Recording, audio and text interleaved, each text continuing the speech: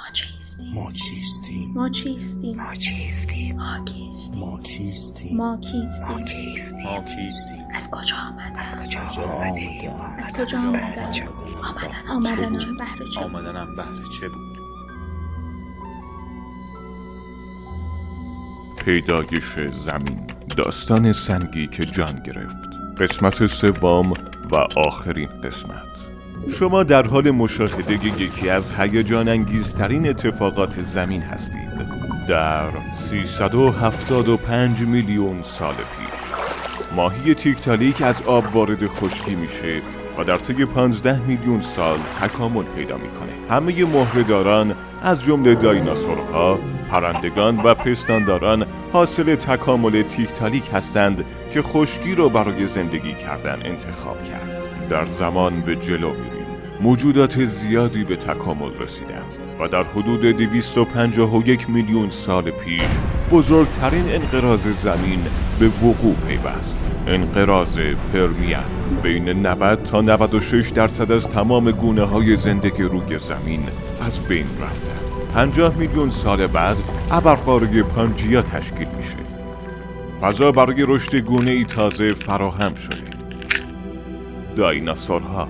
این موجودات حاصل تکامل تعداد محدودی از خزندگان هستند که از انقراض پرمیان زنده مانده بودند. 190 میلیون سال پیش ابرقاره پانجیا تقسیم میشه. تکه‌ای بزرگ از خشکی جدا میشه و اقیانوسی به نام تتیس به وجود میاد. این منطقه بعدها تبدیل به خاورمیانه میشه. جریان آب مواد معدنی رو به آبهای عربستان سعودی، عراق و ایران آینده میرسونه. وجود این مواد معدنی باعث جذب میلیون ها ماهی میشه. نسل به نسل موجودات در این منطقه زندگی میکردن و میمردن. بدن اونها به آرومی به کف اقیانوس میرفت و بعد از چند میلیون سال لایه‌هایی از سنگ اونها رو میپوشوند و اونها رو گرم میکرد و در نهایت موجودات باستانی به نفت تبدیل میشن.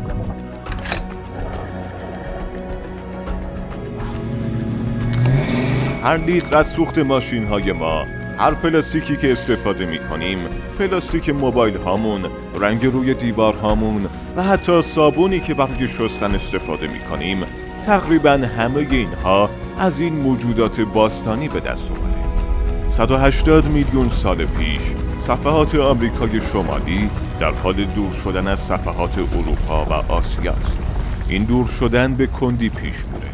حدود 2.5 سانتی متر در سال. یعنی با همون سرعت رشد ناخن هامون.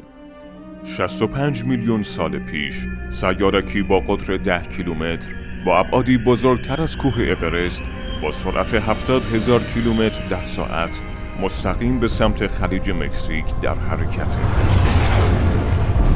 انرژی آزاد شده از این برخورد معادل چندین میلیون بمب هسته‌ای. نابودی شروع میشه.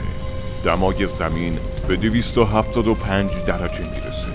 حتی ماه‌ها بعد از برخورد دود و خاکستر مسیر پرتوهای خورشید رو مسدود کرده. با کاهش نور خورشید و گرم شدن زمین گیاهان از بین میرن و حیواناتی که از اونها تغذیه میکردن هم از بین میرن. دایناسورها منقرض شدن. اما انقراض دایناسورها باعث رشد گونه‌ای دیگه است. پستانداران.